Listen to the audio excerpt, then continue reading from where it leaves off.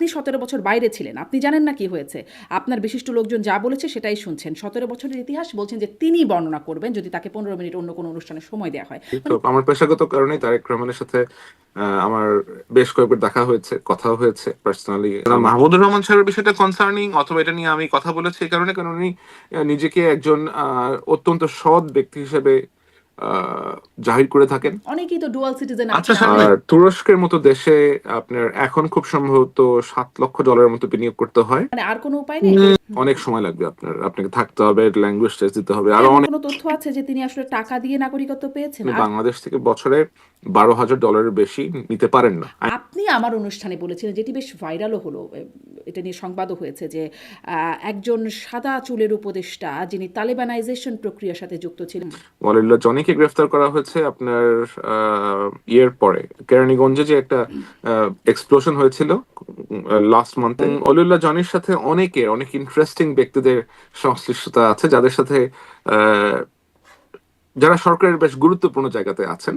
এক ক্রিকেটার একটাও বিশ্বকাপ আনতে পারে নাই, তাদেরকে যে যে টাকা খরচ হয় সেটা কি ফেরত চেয়েছি, এরকম মানে প্রসঙ্গগুলো আসার পরে একটা উত্তেজনা তৈরি হলো। ক্রিকেটাররা দাবি করে বসলো তার পদত্যাগের। তিনি 14-15 পরবর্তী সময় থেকে ক্রিকেটের মধ্যে ক্রিকেট এমন ভাবে রাজনৈতিকরণের শিকার হয়েছে। Your star players, Tamim Iqbal বলেন, আপনি মোস্তাফিজ, মিরাজ। যে স্লোগানটা ছিল এই আন্দোলন শুরু হওয়ার গণ অভ্যুত্থানে, কোটা না মেধা, মেধা, মেধা, কিন্তু একটা সেট লোক পরিবর্তন হয়েছে, আরেকটা সেট ব্যাচ এসে এদেরকে রিপ্লেস করছে। ভাই কোটা কি একটা খুব ভালো কোটা? এখন ধরেন মুগ্ধর ভাই স্নিগ্ধ, এদিকে হাদির ভাই ওসমান হাদির ভাই ওমর হাদি, অন্য। অনেকভাবে ফ্যাসিলিটেট করা যায়। পররাষ্ট্র মন্ত্রণালয়ে জি, আপনাকে অনেক ধন্যবাদ, আপনি সময় দিচ্ছেন।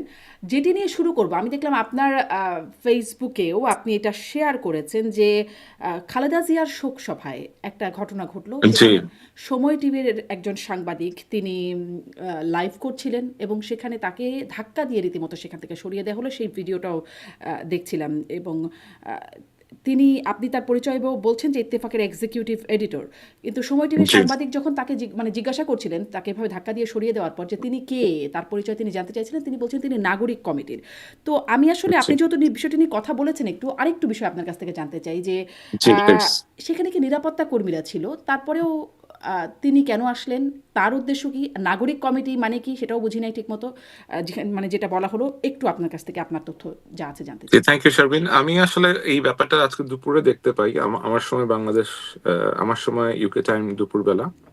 তো আমি দেখলাম যে একটা বেশ ভালো আয়োজন করা হয়েছিল সাবেক প্রধানমন্ত্রী বেগম খালেদা জিয়ার আহ, শোক সভার জন্য, এবং অনেকে সেখানে এসেছেন, অনেক ফরেন ডিগনিটারিজ এসেছেন, ফরেন ডিপ্লোম্যাটস, অনেক পলিটিক্যাল পার্টি লিডার, এবং আরো অনেক উচ্চপদস্থ ব্যক্তি, সরকারের সদস্যরা এখানে আসছেন। এবং যেটা দেখলাম যে অনুষ্ঠানের সময় একজন সাংবাদিক, যিনি সময় টিভির, ওনার নাম বোধহয় সালেহীন নাম, হুম। তাকে উনি লাইভ করার চেষ্টা করছিলেন, উনি কাউকে ব্যাঘাত করছিলেন না, and it was quite an empty area, একটা খালি জায়গার মধ্যে উনি জাস্ট ক্যামেরা নিয়ে just started hmm. To talk.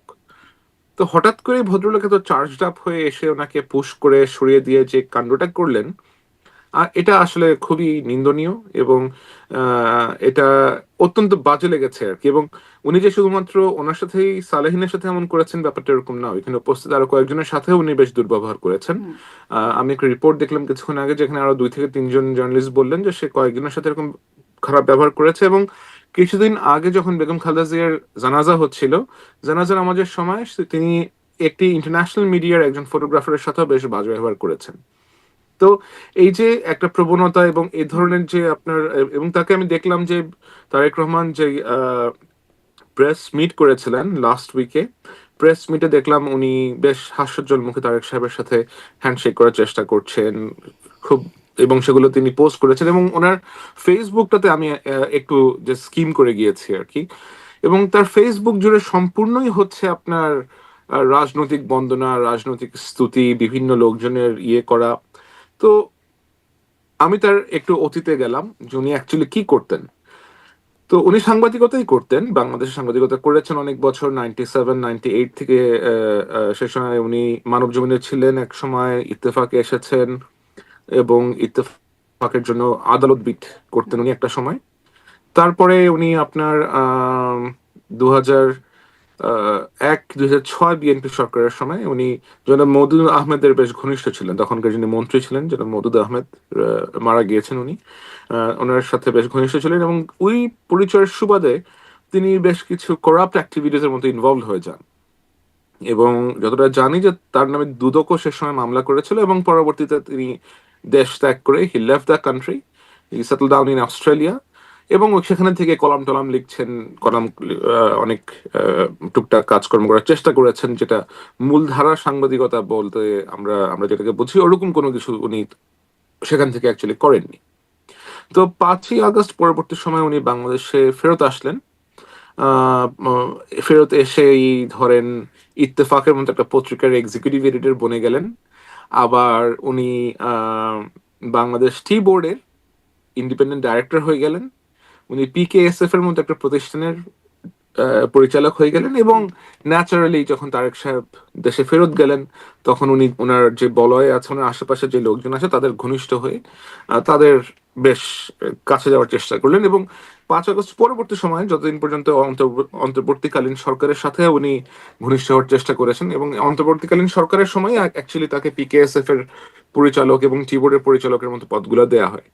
So, আমার যেটা কনসার্ন সেটা হচ্ছে যে এই যে একটা লোক, সে এতদিন দেশের বাইরে ছিল, হঠাৎ করে পরিবর্তিত রাজনৈতিক সময় দেশে গিয়ে ব্লেন্ড করে যাওয়ার চেষ্টা করলো, তাকে কোন যোগ্যতায় অথবা কিসের ভিত্তিতে অ্যাকচুয়ালি এই জিনিসগুলো দেয়া হলো, অথবা এগুলা দেয়ার প্রিরিকুইজিটটা অ্যাকচুয়ালি কি ছিল, তাকে কেন এগুলো দেয়া হয়েছে।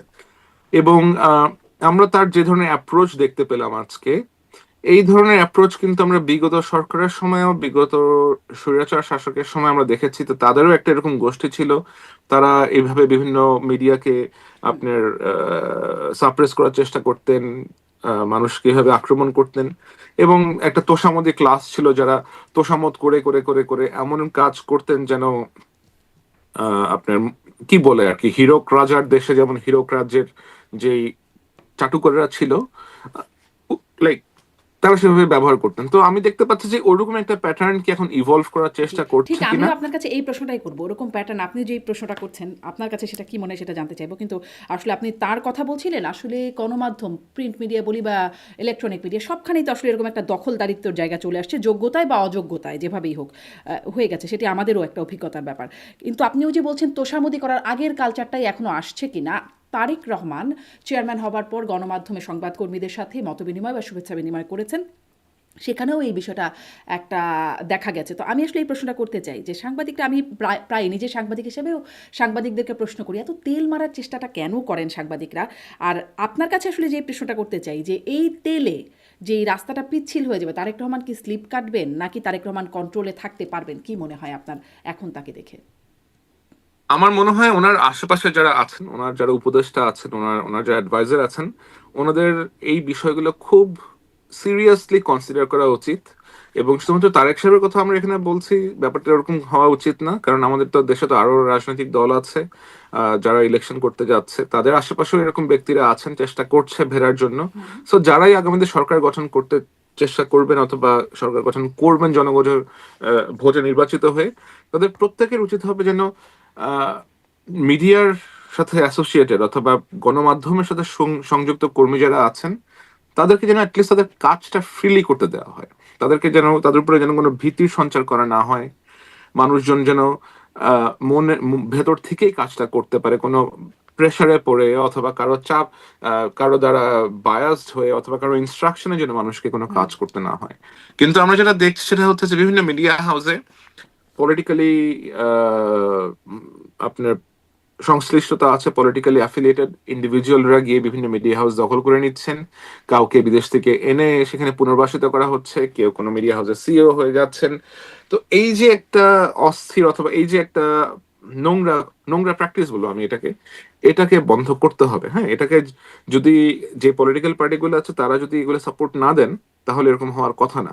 যদি তারা বলেন যে আমার সাথে সংশ্লিষ্ট লোকজন যদি কেউ এরকম কোনো কিছু করে থাকে, then you'll be banned from my party, অথবা তুমি আমার আশেপাশে ভিড়তে পারবে না। এবং এটা করা কোনো ডিফিকাল্ট ব্যাপার না, আপনি ইচ্ছা করলেই লাইক এরকম মেকানিজম ইমপ্লিমেন্ট করা পসিবল। বাট কনসার্ন হচ্ছে যে পলিটিক্যাল পার্টিগুলোর কি সে সদিচ্ছা আছে কিনা, এবং তারা যদি সদিচ্ছা থেকে থাকে তাহলে তারা এটাকে ইমপ্লিমেন্ট করার জন্য কি করছে। জি, জি। এটাই তো খুব বড় একটা প্রশ্ন যে সদিচ্ছা আছে কিনা? নিশ্চয়ই সামনে ক্ষমতা নেবার পর দেখা যাবে বা দায়িত্ব নেবার পর দেখা যাবে সদিচ্ছা আছে কিনা। তবে একটা বিষয় গণমাধ্যমের দৃষ্টি আকর্ষণ করেছে যে তারেক রহমানকে যখন মাননীয় সম্বোধন করছিলেন, মাননীয় চেয়ারম্যান, তিনি বলেছেন মাননীয় শব্দ বা এই ধরনের শব্দ ব্যবহার না করতে। এটি অনেকের দৃষ্টি কেড়েছে। আমি একটু এই যে তেলের বিপরীত কী হয় আমি জানি না। কিন্তু জনাব মাহমুদুর রহমান ওই সেই মতবিনিময় সভায় তিনিও কথা বলেছেন। তিনি বলেছেন যে শেখ মুজিবুর রহমান জানতেন না মুক্তিযুদ্ধ কিভাবে হয়েছে, আওয়ামী লীগের লোকজন যা বলেছে তাই তিনি মেনে নিয়েছেন, ফলে তিনি ব্যর্থ হয়েছেন। তারেক রহমানকে উদ্দেশ্য করে বলছেন, আপনি 17 বছর বাইরে ছিলেন, আপনি জানেন না কি হয়েছে, আপনার বিশিষ্ট লোকজন যা বলেছে সেটাই শুনছেন। 17 বছরের ইতিহাস বলছেন যে তিনি বর্ণনা করবেন যদি তাকে 15 মিনিট অন্য কোনো অনুষ্ঠানে সময় দেওয়া হয়। মানে তিনিও তো ওই পুরো 17 বছর ছিলেন না, বাইরেও ছিলেন, বিভিন্ন মানে দেশের বাইরে ছিলেন। তিনি যেটি বলবেন মানে তিনি জানেন, তারেক রহমান জানেন না, এই বিষয়টি আপনি কিভাবে দেখছেন? এবং তারেক রহমানের পাশের বন্ধুরা বা বিশিষ্ট ব্যক্তিরা তারা আসলে ঠিক বিশ্বাসযোগ্য নয়, এমনই কি ইঙ্গিত? আহ, আমার আমি যেহেতু ইউকেতে থাকি এবং এখানে থেকে জার্নালিজম করছি, তো আমার পেশাগত কারণে তারেক রহমানের সাথে আমার বেশ কয়েকবার দেখা হয়েছে, কথা হয়েছে, পার্সোনালি আমার ইন্টারেক্ট করার সুযোগ হয়েছে, ওয়ান টু ওয়ান বসার সুযোগ হয়েছে, আমি অনেকক্ষণ কথা বলেছি ওনার সাথে, উনি আমাকে অনেকক্ষণ সময় দিয়েছেন। তো ওনার ভেতরে যে ধরনের পরিকল্পনা আছে, উনি যে ধরনের বিষয় ধারণ করেন, the way, the kind of optimistic man he is, ওনার এগুলা কোনো কিছুর প্রশ্রয় দেওয়ার কথা না একেবারেই। The man that I have met, the man with whom I had multiple discussions for hours, he is not someone যে এগুলা প্রশ্রয় দিবে। তো আমার মনে হয় যারা চেষ্টা করছেন তারা হয়তো একটা লেয়ার পর্যন্ত পৌঁছতে পারবেন, কিন্তু মনে হয় না যে তিনি এ ধরনের তোষামোদ করা অথবা এ ধরনের চাটুকারি কার্যকলাপের জন্য কোনো রকমের স্পেস রেখেছেন তার আশেপাশে। আর মাহমুদুর রহমান সাহেবের বিষয় যেটা বললেন, ওই যে যেটা বললাম যে ওনার সাথে ইন্টারাকশন করার আমার সুযোগ হয়েছে, so he is a very he is a very well informed man. উনি অত্যন্ত সচেতন, উনি অত্যন্ত জানেন বাংলাদেশে কি হচ্ছে, কোথায় কি হচ্ছে। What I know for a fact যে উনি ওনার প্রত্যেক যে গ্রাসরুট লেভেলে ইউনিয়ন পর্যায়ের নেতাদের নামও উনি জানেন, তাদের সাথে উনি সরাসরি ইন্টারাক্ট করেন এবং this people can directly reach him. এবং অবশ্যই তার তো বাংলাদেশে লক্ষ লক্ষ নেতা কর্মী ছিল, তার বাংলাদেশে এত বিশাল বড় একটা পলিটিক্যাল পার্টি, তো নিশ্চয়ই তিনি সবসময় তো যোগাযোগ তো ছিলই। মাহমুদুর রহমান সাহেব তার বললে হবে না যে 17 বছর ছিলেন না আপনি কিছু জানেন না। মাহমুদুর রহমান সাহেব নিজেও তো অনেক বছর ছিলেন না, উনিও হয়তো অনেক কিছু জানেন অথবা জেনে অনেক কিছু এখন অন্য অনেক কিছু অন্যভাবে করার চেষ্টা করছেন বাংলাদেশের ভেতরে। জি। আপনারা আসলে আরেকটা বিষয় যদি যেহেতু মাহমুদুর রহমানের সম্পর্কে আসলে খুব ছোট্ট করে কয়েক 30 সেকেন্ড বা 1 মিনিটে যদি বলেন যে তার তুরস্কের নাগরিকত্ব নিয়ে কথা হয়েছে। মানে এটা কি কোনো আ মানে সমালোচনার জায়গা? অনেকেই তো ডুয়াল সিটিজেন আচ্ছা আছেন, আমাদের শারমিন, সরকারেও মানুষের আছেন। হ্যাঁ। না, আমি আপনাকে যেটা বলতে পারি যে ডুয়াল সিটিজেনশিপ থাকতে পারে, মানুষের থাকা সম্ভব। এ আমাদের কনস্টিটিউশন যেহেতু ডুয়াল সিটিজেনশিপধারীদেরকে সরকারের বিভিন্ন পদে, মন্ত্রী অথবা উপমন্ত্রী, প্রতিমন্ত্রী, রাষ্ট্রের যে কোনো পদে নিয়োগ করা, এদের কনস্টিটিউশনাল যে পদগুলো আছে সেখানে নিয়োগ করা বার করে। সুতরাং সে সমস্ত পদে দ্বৈত নাগরিকদেরকে নিয়োগ করার কোনো সুযোগ নাই। যদি কেউ এটা জেনেও করে থাকেন, তারা ঠিক ঠিক কাজটি করেন নাই।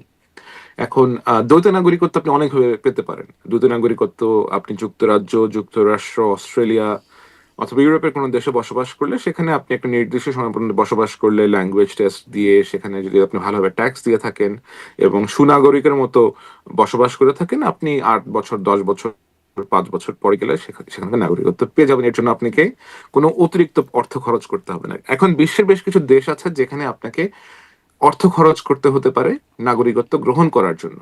এই দেশগুলো হচ্ছে ক্যারিবিয়ান আইল্যান্ডের কিছু কান্ট্রি, যেমন অ্যান্টিগা, বারবুডা,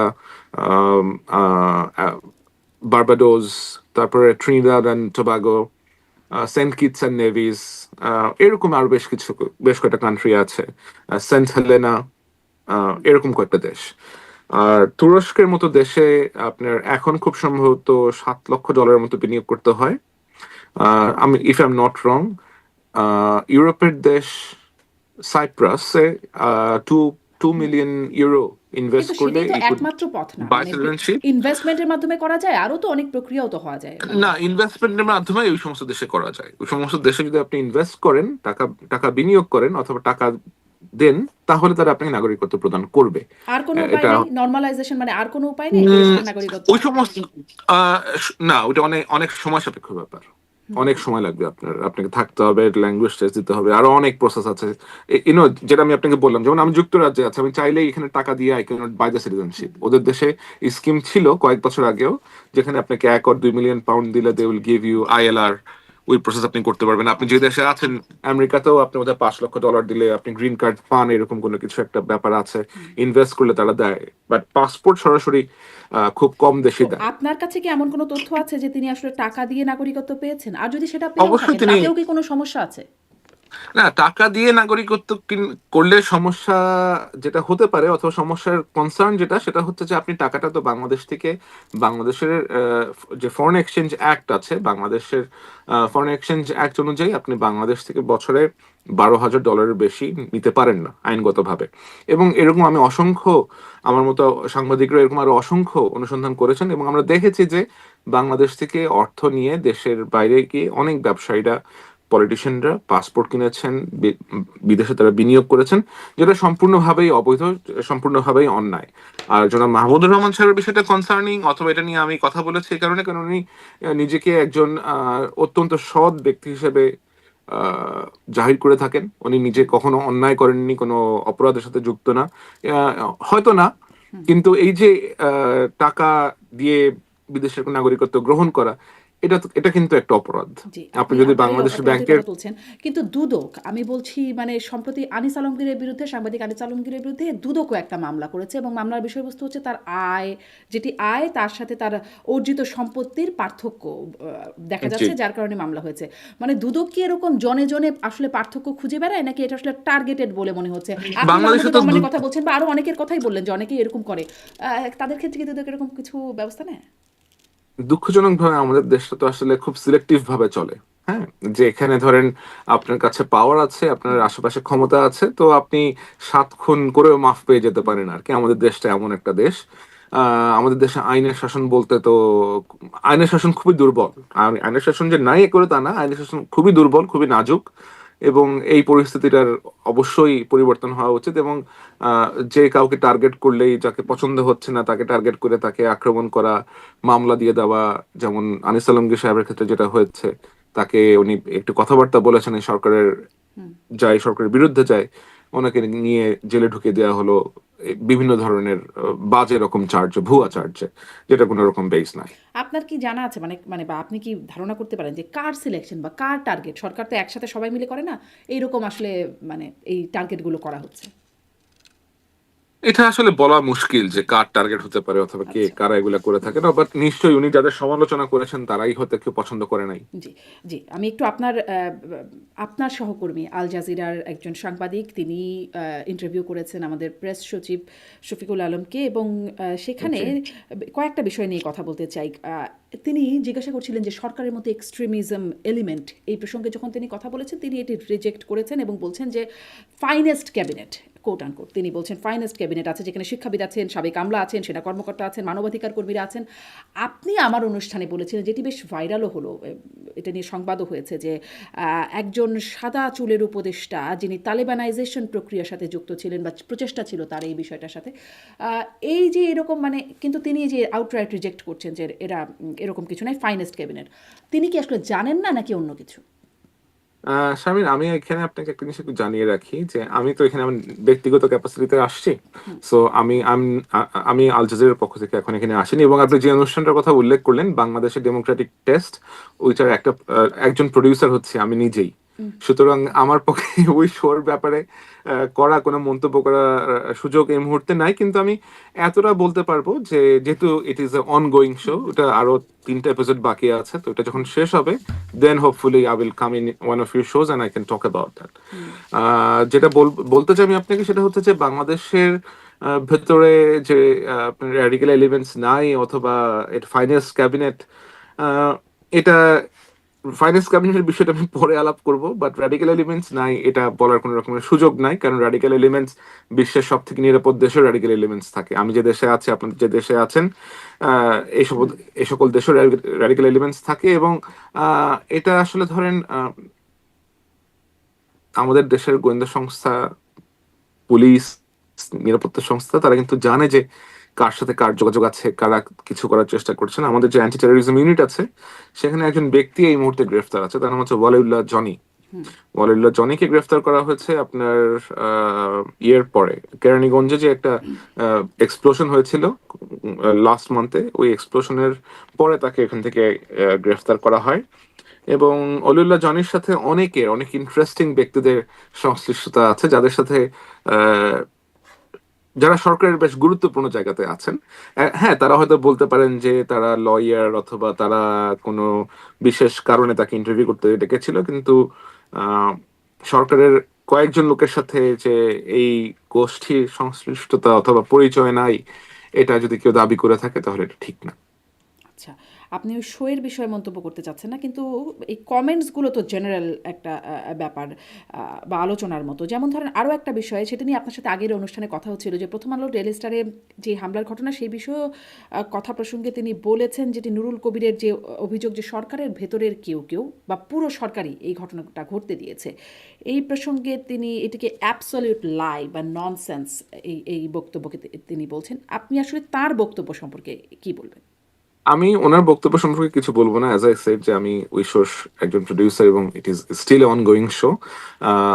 যেটা আমি আপনাকে বলতে পারি সেটা হচ্ছে, যখন প্রথম আলো এবং ডেইলি স্টারের অফিসে আগুন দেওয়া হয় তখন কিন্তু সবার প্রথমে আমাদের যিনি স্বরাষ্ট্র উপদেষ্টা আছেন ওনাকে জানানো হয়, এবং যেহেতু প্রেস সচিব নিজেও একজন জার্নালিস্ট ছিলেন ওনাকেও জানানো হয়, এবং উনি চেষ্টা করেছেন, উনি ওনার নিজের চেষ্টাটা উনি করেছেন, কিন্তু স্বরাষ্ট্র উপদেষ্টাকে তখন ঘুম থেকে ডেকে তুলতে হয়েছিল, এটা আমি জানি। অফকোর্স উনি বয়স্ক মানুষ, উনি তখন ঘুমাচ্ছিলেন, বাট পুলিশের যে অ্যাকশন সেটা হয়তো আরেকটু ফাস্ট হতে পারতো। সরকারের কেউ জেনে শুনে একটা হামলা হতে দিয়েছে এমন কেউ যদি কিছু বলে থাকে, আমার আমার আমার মনে হয় যে এটা আসলে it is a matter of investigation, যে আসলে কেউ এরকম কিছু জেনে শুনে করার চেষ্টা করেছে কিনা। ম্যাটার অফ ইনভেস্টিগেশন তো বটেই, কিন্তু মানে হুমকি থাকা সত্ত্বেও কোনো ব্যবস্থা কেন নেওয়া হলো না? এটা তো আসলে আগে থেকেই জানা ছিল, যখন হুমকি যখন এটা হামলা হলো অবশ্যই জানতো তখনই তো তারা, না? অবশ্যই তারা জানতেন যে প্রথম আলো রিলিজের উপরে যে থ্রেট ছিল এটা তো অবশ্যই জানতেন। এবং আমরা তো জানি যে এরকম অনেকেই আছেন যারা সরকারের ভেতরে আছেন, তারা এই দুটো পত্রিকাকে একেবারেই পছন্দ করেন না।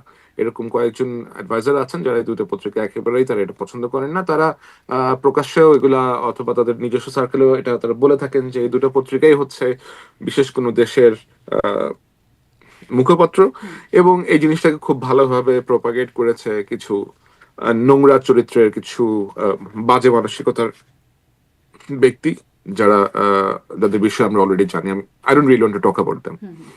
জি, আপনি কথা বলতে না চাইলেও সরকারও কথা বলতে চায় না, মানে কেউই তাদের বিষয়ে কথা বলতে চায় না, এটাই হচ্ছে না, সমস্যা। এটা লাইক আইন শৃঙ্খলা বাহিনীও তাদের বিষয়ে নাম আমি নিতে চায় না। আপনাকে, না না, তারা হচ্ছে কি এখন ল্যাংটা লোকজন নিয়ে কি বলবো, আমি বলেন উলঙ্গ একটা লোক যার, কেউই কেন বলে না, যদি না সেটা এখন অপরাধ হয়। আর উলঙ্গ যদি লোক, অপরাধ না হয় এখন তাহলে বাদ দেন। না, এখন যদি এখন কি অপরাধ বলবো, হয়, প্রশ্নটা সেখানে, তাহলে আইন শৃঙ্খলা বাহিনী, না সরকার যারা এখন দায়িত্বশীল কেন নাম এখন নেয় না? একটা ডার্টি মাইন্ডেড লোক যার কত ডজন এরকম অ্যাপ, লাইক খুব বাজে রকমের ভালগার ছবি ওয়েবে ছড়িয়ে আছে, তারপরেও সে এসে নিজের এই সমস্ত বাজে প্রোপাগান্ডা এগুলো বলার চেষ্টা করে। এখন যেটা আমরা জানি যে ন্যাংটার কোনো শরম নাই, এখন এটা বলে তো লাভ নাই। এখন যার শরম নাই, যার সে সে জানে যে তার একটা ছেলে আছে, বড় ছেলে আছে, তার ছেলে এগুলো দেখতেছে, তার একটা ওয়াইফ আছে, তার ওয়াইফ এগুলো শুনতেছে তার বিষয়ে, তার মধ্যে তো কোনো রকমের বিকার নাই। এখন যে বিকার, যার মধ্যে বিকার কাজ করে না, তাকে তো আমাদের বলে লাভ নেই। লাইক প্রত্যেকটা জিনিসেরই একটা সময় গেলে মানুষ তার উত্তরটা পেয়ে যায়। অনেকে উত্তর পেতে শুরু করেছেন, তো আমার মনে হয় আগামী যতদিন যাবে মানুষ এদেরকে চিনতে পারবে, মানুষই এদের উত্তরটা দিয়ে দিবে। জি, কিন্তু আসলে বিষয়টা তো এখানে আইনি বিষয় আছে, শুধু মানুষ বা শরমের বিষয় তো না। আমি আসলে এই জন্যই প্রশ্ন করছিলাম যে আইন কেন চুপ থাকে যদি এটা অপরাধ হয়ে থাকে? আর যদি অপরাধ না হয়ে থাকে, এটা যদি একটা যথাযথ অ্যাকশন হয়ে থাকে, তাহলে কথা ভিন্ন।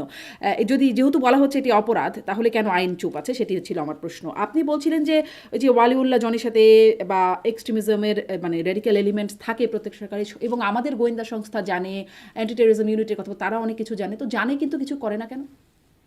জানে কিন্তু কিছু করে না, ব্যাপারটা এরকম না। এখন আমাদের দেশে যে পরিস্থিতি আছে এই মুহূর্তে ল এনফোর্সমেন্ট এজেন্সিরা ধরেন তারা আরো হিউম্যান পুলিশিং এর দিকে ঝুঁকছে, যেটা আমরা সবসময় চেয়েছিলাম যে আপনি পুলিশিং করবেন, but with with accordance with the human rights practices.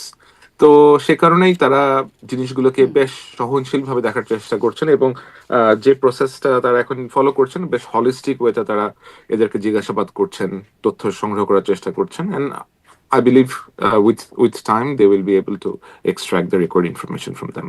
আচ্ছা, আপনি এটাকে ইতিবাচকভাবে দেখছেন যে কাজ চলছে।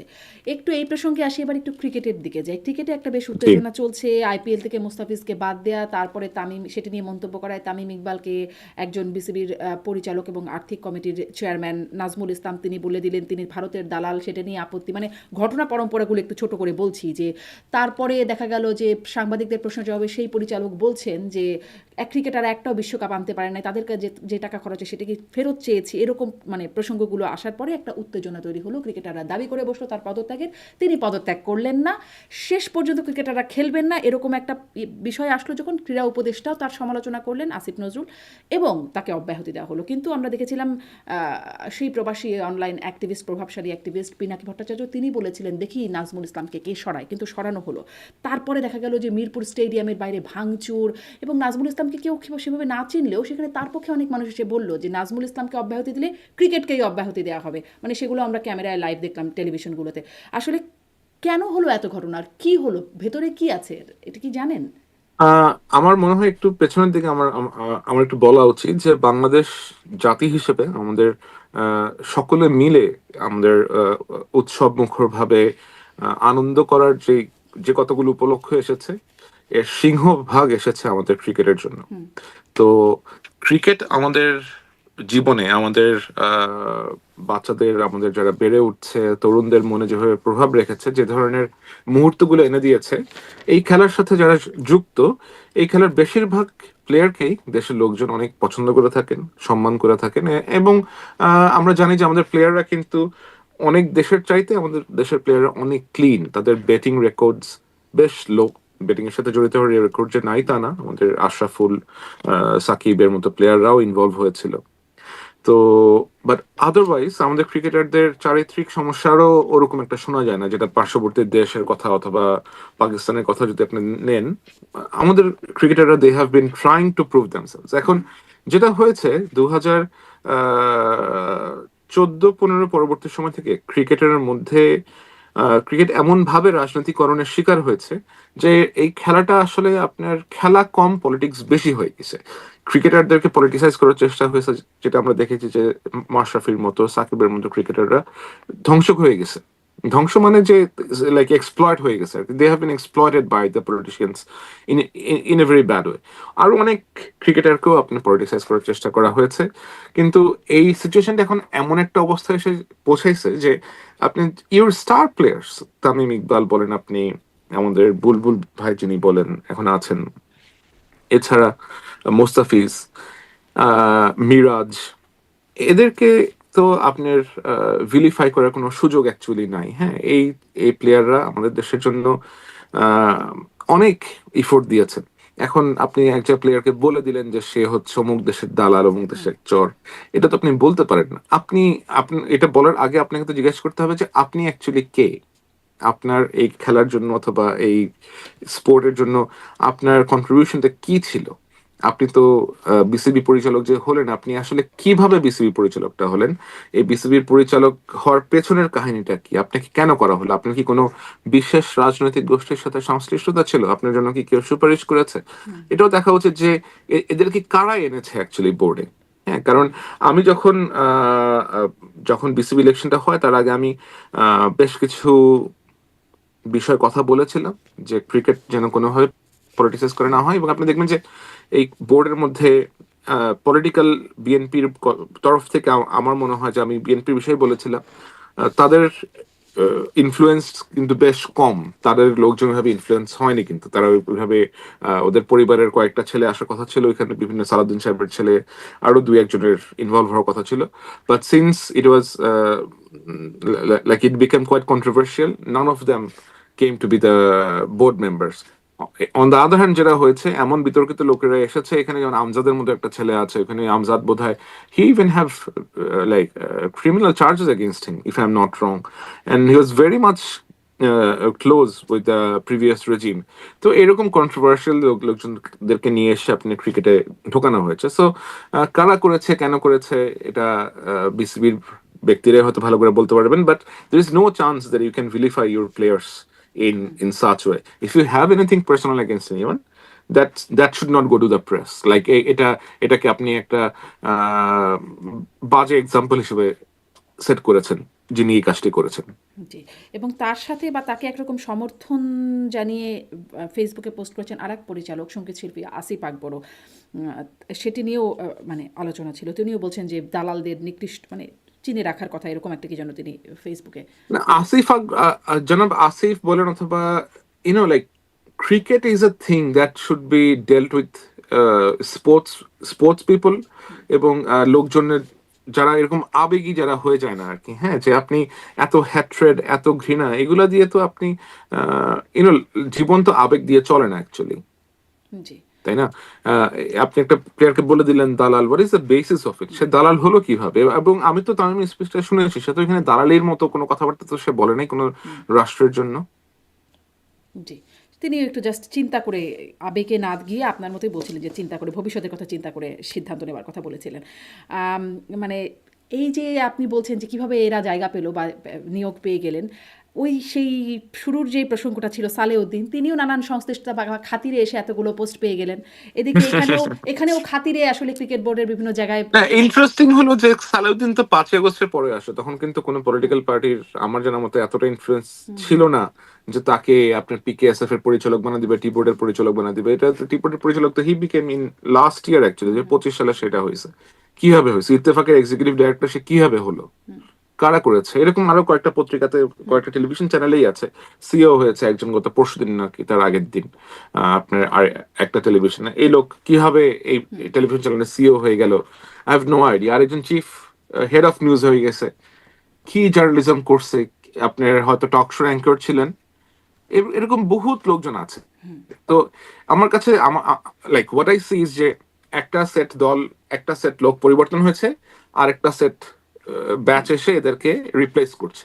এটা তো এটা তো গ্রহণযোগ্য না। জি, কিন্তু স্লোগানটা ছিল এই আন্দোলন শুরু হওয়ার গণ অভ্যুত্থানে, কোটা না মেধা, মেধা মেধা, কিন্তু আসলে দেখা যাচ্ছে কোটাই একরকম বা খাতির সংশ্লিষ্টতা ইত্যাদিতেই আসলে এসে ভরে যাচ্ছে, সেই মেধার জায়গাটা খুব খুঁজে পাওয়া যাচ্ছে না। সেরকমই আর একটা জায়গা এটাও কিনা যে ওসমান হাদির ভাই ওমর হাদি, তাকে বিশেষ একটা নিয়োগ করা হয়েছে বাংলাদেশ সহকারী হাইকমিশন বার্মিংহাম যুক্তরাজ্যের দ্বিতীয় সচিব পদে তাকে নিয়োগ করা হয়েছে। আপনি সেই নিয়োগের প্রজ্ঞাপনটা ফেসবুকে শেয়ারও করেছেন। তো সেখানেও এরকম মানে এটাও একটু আগে আসলে জিজ্ঞাসা করি যে ভাই কোটা কি একটা খুব ভালো কোটা? এখন ধরেন মুগ্ধর ভাই স্নিগ্ধ, এদিকে হাদির ভাই ওসমান হাদির ভাই ওমর হাদি, অন্যদিকে মাহফুজের ভাইও, তারও নাকি নানান মানে কর্মকাণ্ড আমরা শুনতে পাই। ভাই কোটা কি খুব এখন একটা লুক্রেটিভ বিষয়? এই জিনিসগুলো আমাদের দেশে আসলে বন্ধ হওয়া উচিত। এই জিনিসগুলো আসলে বন্ধ হওয়া উচিত। ওসমান হাদির বিষয়টা, সে একজন অবশ্যই তুখোড় ছাত্রনেতা ছিল এবং অত্যন্ত দুঃখজনক ভাবে তাকে হত্যা করা হয়েছে। যে ব্যক্তি হত্যা করেছে তাকে আমরা আইডেন্টিফাই করেছি অলরেডি। তো তারপরে তার পরিবারের জন্য তো আসলে করার অনেক কিছুই ছিল, এবং এখনো সম্ভব। তার যে 6জন ভাই বোন আছে তাদের যদি কোনোভাবে ফ্যাসিলিটেট করতে হয়, অনেকভাবে ফ্যাসিলিটেট করা যায়। পররাষ্ট্র মন্ত্রণালয়ে দূতাবাসের মতো একটা জায়গাতে কাজ দিয়ে আপনি যাকে পাঠাবেন, তাকে তো আপনার দেশকে রিপ্রেজেন্ট করার মতো ক্যাপাসিটি থাকতে হবে, শিক্ষা থাকতে হবে, যোগ্যতা থাকতে হবে, এবং সেখানে যদি আরো যোগ্য ব্যক্তি থেকে থাকেন তাদেরকে প্রথমে প্রেফারেন্স দিতে হবে। এমন না যে আমি বলছি না যে হাদির ভাইকে এখানে দেওয়া উচিত হয়নি, কিন্তু হয়তো তাকে অন্য কোথাও অন্য কোনো কাজেও লাগানো যেত। তাকে হয়তো সরকার অন্যভাবে সাপোর্ট করতে পারতেন। তো এমন কিছু আমার মনে হয় যে করা উচিত না, যেটা বেশ দৃষ্টিকটু হয় আর কি। সেটা মুগ্ধর ভাই স্নিগ্ধর ক্ষেত্রে হোক, অথবা অন্য যে কারো ভাইয়ের ক্ষেত্রেই হোক, এগুলো করা উচিত না। আর কারো আত্মীয় স্বজন যদি আন্ডিও অ্যাডভান্টেজ নিয়ে থাকেন, যেমন আমরা দেখেছি মাহফুজের ভাই আন্ডিও অ্যাডভান্টেজ নিয়েছে, এবং তার ওই কল রেকর্ড আমি শুনেছি। এবং এরকম আরো বেশ কয়েকটা ঘটনার সাথে তার ইনভলভমেন্ট আছে, এটা এটা অস্বীকার করার কোনো উপায় নাই। তো এগুলা তো অ্যাড্রেস করা হয় নাই। এগুলা তো অ্যাড্রেস করা উচিত ছিল, অবশ্যই অ্যাড্রেস করা উচিত ছিল। তো আমি জানি না আমাদের দেশে কবে এই প্র্যাকটিসটা হবে, যে যখন when people will be really held accountable. এখন আমরা দেখছি যে বিগত সরকারের সময় অনেক অ্যাকাউন্টেবল হচ্ছে, বাট তাদের সিংহভাগই পলাতক। আমরা দেখছি না যে এরা গিয়ে জেল জরিমানা অথবা আপনার আদালতে যাচ্ছে, অথবা লাইক যে কনসিকুয়েন্স সেটা ভোগ করছে করছে হয়তো, তাদের সংখ্যা খুব কম আর কি। জি, তাহলে আসলে স্লোগানটা এখন বদলেই মনে হয় ফেলা যায়। আই মানে আপনি যে এখন প্রোগ্রামটা শেয়ার করছেন তার কমেন্টসে আমি দেখছিলাম অনেকে বলছেন যে লাশকে ক্যাশ করার একটা বিষয় তৈরি হচ্ছে কিনা এখানে, মানে সরকার আন্দোলনটাকে দমিয়ে ফেলতে চাইছে কিনা এর মাধ্যমে, বা নিয়ন্ত্রণ করে ফেলবে কিনা। আসলে কি লাশকে ক্যাশ করার কিছু হচ্ছে এখানে? আমার আমার মনে হয় হাদির এই হত্যাকাণ্ডকে কেন্দ্র করে বিশেষ কিছু গোষ্ঠী আহ, দেশে এমন একটা সিচুয়েশন তৈরি করার জন্য, ক্ষেত্র তৈরি করার জন্য আপ্রাণ চেষ্টা করে চলেছে, যেটা আসলে আমার কাছে ঠিক নর্মাল বলে মনে হচ্ছে না। এটা একটা দুঃখজনক ঘটনা, এবং এটা ইনভেস্টিগেশন হয়েছে, ইনভেস্টিগেশন আরো করা হচ্ছে, যারা কিলার আছে তাদেরকে আইডেন্টিফাই করা হয়েছে। তো you need to give the government some time, এবং যারা ল এনফোর্সমেন্ট এজেন্সি আছে, গিভ দেম সাম টাইম। এটাকে নিয়ে আপনি রাস্তা ব্লক করা, অথবা এটাকে নিয়ে আপনি আরো জিনিসটাকে ঘোলাটে করার চেষ্টা করা, আমার মনে হয় না যে কেউ এগুলা কোনো পজিটিভ কারণে করছেন। পজিটিভ কারণে যদি কেউ করে থাকেন, দেন যে ধরনের বক্তব্য তারা দিচ্ছেন, যে ধরনের মন্তব্য তারা করছেন, বেশ আপত্তিজনক। বেশ বেশ আপত্তিজনক। এই ধরনের মন্তব্য আমরা বাংলাদেশের পলিটিক্যাল সিস্টেমে অথবা পলিটিক্যাল কালচারে এগুলা বেশ নতুন আর কি, এবং এগুলা কোন বেশ ভালো সাইন মন্তব্যগুলোকে না। আপনার মানে এরকম মনে হচ্ছে, আপত্তিজনক মনে হচ্ছে? যে ধরনের গালিগালাজ, ও যে আচ্ছা। ধরনের ভাষা তারা ব্যবহার করে থাকেন, যে ধরনের পলিটিক্যাল রেটরিক তারা ইউজ করে থাকেন, যে উপদেষ্টাদেরকে থাপড়ায় দিবে, উপদেষ্টাদেরকে হুম। চটকানা দিবে, থাপ্পড় দিবে, এগুলা কি আপনার মনে হয় যে এগুলা কোনো স্টুডেন্টদের মুখের ভাষা হতে পারে, অথবা কোনো ভদ্র লোকের সন্তানের মুখের ভাষা হতে পারে? আমরা তো পলিটিশিয়ানদেরকে দেখেছি, আমরা তো ছাত্র নেতা নতুন দেখিনি, আমরা তো 90s এর ছাত্র নেতাদেরকে দেখেছি, মাঝখানে ছাত্র নেতাদেরকে আমরা দেখেছি, লাইক ইউনো। এবং এই ধরনের অ্যাবিউজিভ কথা ব্যবহার করে আপনি যে নিজেকে পপুলার করার চেষ্টা করবেন, এটা আসলে সাস্টেইনেবল হবে না আর কি। হ্যাঁ, কারণ হিস্ট্রি উইল জাজ যে এটা গ্রহণযোগ্য নাকি এটা গ্রহণযোগ্য না। আমরা তো সভ্য সমাজে বাস করি। আপনি কাউকে জঘন্য ভাষায় আক্রমণ করবেন এবং মনে করবেন that you will become popular because you said that, and এটা এটা এটা সাহসিকতা না, এটা হচ্ছে এক ধরনের ছ্যাচরামি করা। হুম। আমি এটাকে ছ্যাচরামি করাই এই বলবো। ছ্যাঁচড়ামিটা নিয়ে আগের অনুষ্ঠানেও আলোচনা হয়েছিল, এবং প্রায়ই আসলে এই বিষয়টা আলোচনা হয় যে আমাকে এখন ডিকশনারি ঘেটে অনেক কিছুর মিনিং বের করতে হয়, যে কথাগুলো আসলে শুনি নাই, যে গালিগালির কথাগুলো বলছিলেন আমি আসলে জানিও না আমার অজ্ঞতার জায়গা থেকে। কিন্তু এটি শুধুমাত্র গালাগালির মধ্যেই নয়, শিক্ষকদের টেনে নামানো, ছাত্র নেতাদের কাছ থেকে এরকম আচরণ, মানে এটির কেন উদ্ভব হলো? এগুলো একেবারে আনপ্রেসিডেন্ট। আমি হুম, গতকালকে হুম, দেখলাম যে একটা রিক্সাওয়ালা, একজন রিক্সা চালক, তিনি ছাত্রদেরকে বলতে গেছেন যে আমি অনেকক্ষণ ধরে রিক্সা চালাচ্ছি, বাট আমি কোনো ভাড়া পাচ্ছি না, তোমরা নিশ্চয়ই আমাকে খাবার দিবা না, তোমরা নিশ্চয়ই আমার পরিবারের মুখে অন্ন জুটাবা না। এবং এরকম আমি আরো বেশ কিছু ঘটনা দেখলাম যে হুম, অ্যাম্বুলেন্স আটকায় রাখছে, মানুষজনের জীবন যাত্রা ব্যাহত করে দিচ্ছে। তো এরা এগুলা করে আসলে এমন একটা দিকে নিয়ে যাচ্ছে, যারা একসময় তাদের এই সমস্ত কজের প্রতি সিম্প্যাথেটিক ছিল অথবা সহানুভূতিশীল ছিল, তারাই কিন্তু they will turn against you. And if they turn against you, if the mass people turn against you, you can't do anything about it. কারণ সাধারণ লোকজনকে থামিয়ে রাখা সম্ভব না। অ্যাকচুয়ালি আপনাদের সংখ্যা কত? আপনার তো ছাত্র, আপনি আপনার নিজের উদ্দেশ্য হাসিল করার জন্য একটা রাস্তার মোড়ে গিয়ে ব্লক করে রাখছেন, আর কয়েকজনকে নিয়ে আসছেন, সখানে লোকজন হয়েছে। যদি ঢাকা শহরের সব রিক্সালা একত্রিত হয়ে তখন আপনাদেরকে আক্রমণ করতে আসে, তখন আপনি কি করবেন? আপনি হয়তো বলবেন যে আরো ছাত্ররা আসে, কিন্তু আরো ছাত্ররা কি এগুলা চায়? আরো ছাত্ররা কি চায় রাস্তা বা ঘাট বন্ধ রেখে পড়াশোনা থামায় দিয়ে এই সমস্ত কাজ কার্যকলাপ করে বেড়াতে? এগুলা কি ছাত্রদের কাজ? জি, এই প্রশ্নের উত্তর মানে আসলে কেউ দেন নাই এই সরকার আসার পরে। কিন্তু আপনি বলছিলেন যারা আসলে এই আন্দোলন বা ইনকিলাব মঞ্চ থেকে যেটা করা হচ্ছে সেটি খুব আ পজিটিভ কারণে বা উদ্দেশ্যে করছেন বলে আপনি ধারণা করতে পারছেন না। কিন্তু না, আমি আপনার তো আন্দোলন আপনি করতেই পারেন। হ্যাঁ, এভরিথিং হ্যাজ নিশ্চয়ই। It's holistic approach. There are holistic approach. আপনি এটাকে ভালোভাবে করতে পারেন, পিসফুলি করতে পারেন, রাস্তা ব্লক না করে, আপনি রাস্তা না থামায়, রাস্তার মধ্যে ব্লকের সৃষ্টি হুম, না হুম। করে অনেকভাবেই করা যায়। আপনার you need justice to be served, for to to serve the justice there wise. আপনি বাংলাদেশের পার্লামেন্টের সামনে একটা টেন্ট করে সেখানে গিয়ে বসেন। হুম, আমি যে দেশে থাকছি, ইউকেতে, এখানে লন্ডনে, আপনি দেখবেন যে প্রাইম মিনিস্টারের বাসার অপোজিটে লোকজন টেন্ট করে করে থাকে পারমিশন নিয়ে। পার্লামেন্টের অপোজিটে একটা জায়গা আছে, এমটি জায়গা, সেখানে মানুষজন গিয়ে টেন্ট করে তাদের নিজস্ব যে দাবি দাওয়া আছে তারা ওখানে গিয়ে বসে থাকে চুপ করে। এবং প্ল্যাকার্ড ট্যাকার্ড নিয়ে থাকে। অ্যাবিউজিভ গালিগালাজ তো কেউ করছে না, রাস্তা তো কেউ ব্লক করছে না। The moment you will block road, ওদের যে সোয়াট আছে সোয়াট চলে আসবে, স্পেশাল পুলিশ স্কোয়াড চলে আসবে, and they will drive you out. আপনি ডেমোক্রেটিক রাইট বলে লাইক মানুষের জনজীবন দিনের পর দিন বিপর্যস্ত করবেন, হ্যাঁ আপনি অনুমতি নিয়ে আসেন পুলিশের কাছ থেকে, তারপরে সেটা করেন। এবং তাদের সেই রাগান্বিত চেহারাটাও এখন দেখা যাচ্ছে, যে মানে না, মানুষও আসলে ওদের ক্ষুব্ধ রাগান্বিত হয়ে, চেহারা আমার মানুষের মনে কথা হয় বলছি না যারা যে, আসলে ভিকটিম হচ্ছেন এইগুলোতে, হ্যাঁ তারা হ্যাঁ সেটাই তারা এখন সেটাই আমি বেশ বলতে চাই। ক্ষোভ মানুষ, যাচ্ছেন। ওইটাই ওইটাই বললাম যে when they will turn against you, then you will actually have nowhere to go. জি, একটু সরকারের ভেতরে আপনি যেহেতু বিভিন্ন খোঁজ খবর রাখেন, আসলে কি কোনো খোঁজ খবর আছে কিনা যে সরকারও আসলে কি চাইছে? কারণ কি যে মানে সরকার তো একসময় বলেছিল যে আওয়ামী লীগকে নিষিদ্ধ করার কোনো পরিকল্পনা নেই, তারপরে হুট করে হাসনাত আবদুল্লাহ কিছু মানুষজনকে নিয়ে যমুনা ঘেরাও করলেন এবং সাথে সাথে আওয়ামী লীগ নিষিদ্ধ করার সিদ্ধান্ত চলে আসলো। এখন এই ইনকিলাব মঞ্চ শুরুতে বলেছে যে হাদি হত্যাকাণ্ডের সুষ্ঠু বিচারের আগে কোনো নির্বাচন হতে দেওয়া হবে না। এখন তারা বলছে যে আমরা দরকার হলে এরপরের পদক্ষেপ হিসেবে যমুনা ঘেরাও করব, সংসদ ভবন ঘেরাও করব, তারপরে ওই টেনে নামানো বা থাপ্পড় দেওয়া ইত্যাদি নানান রকম বিষয় আসলে বলছে।